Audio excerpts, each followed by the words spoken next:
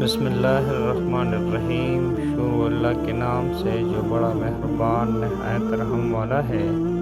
ناظرین السلام علیکم۔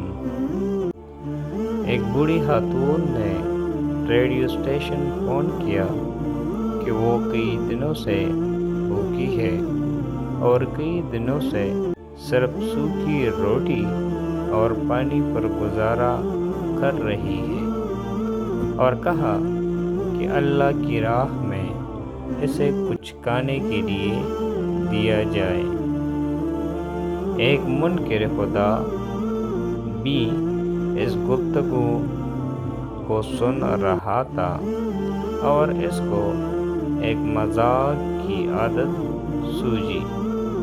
اس نے کھانے پینے کی سامان اشیاء خریدے اور اس بوڑھی عورت کا ایڈریس معلوم کرنے کے بعد اپنے نوکر سے بولا کہ جا کر اس بوڑھی عورت کو دے آؤ، اور جب وہ پوچھے کہ کس نے بھیجا ہے تو بتانا یہ شیطان کی طرف سے تحفہ ہے۔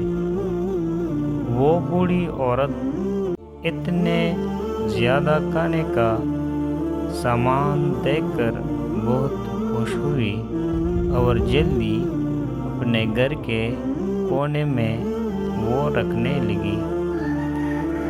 ایسے میں نوکر نے پوچھا، کیا آپ معلوم نہیں کرنا چاہے گی کہ یہ سامان کس نے بھیجا ہے؟